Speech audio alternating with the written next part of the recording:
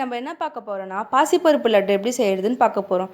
அதுக்கு தேவையான பொருள்: பாசிப்பருப்பு 500 கிராம், ஐசிங் சுகர், ஏலக்காய், நெய் காய்ச்சி எடுத்து வச்சுருக்கோம், முந்திரி பருப்பு, பாதாம் பருப்பு தேவையான அளவு எடுத்து வச்சுருக்கோம்.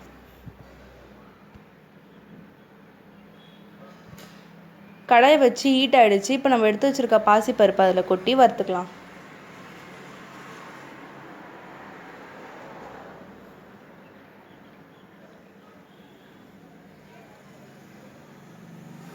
இப்போ பார்த்தீங்கன்னா பாசிப்பருப்பு வறுத்தாச்சு. இது ஒரு பிளேட்டில் கொட்டி ஆற விட்டுக்கலாம்.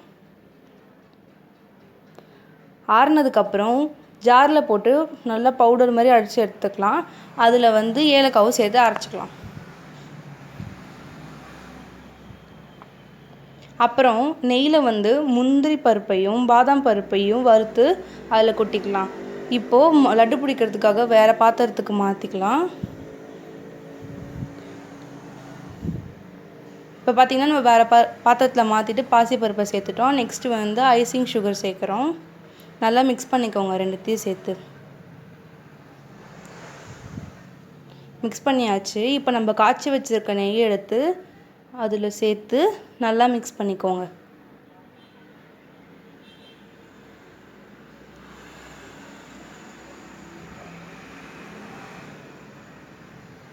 நல்லா மிக்ஸ் பண்ணியாச்சு. இப்போ நம்ம லட்டு பிடிக்கிறதுக்கு தேவையான அளவுக்கு நெய் சேர்த்து லட்டு பிடிக்கலாம்.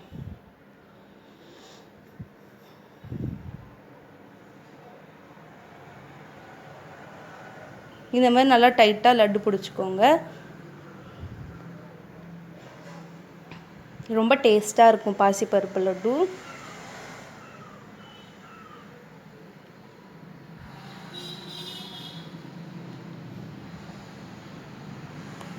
பாசிப்பருப்பு லட்டு ரெடி. உங்கள் வீட்டில் ட்ரை பண்ணிவிட்டு எங்களுக்கு கமெண்ட் பண்ணுங்கள். தேங்க்யூ.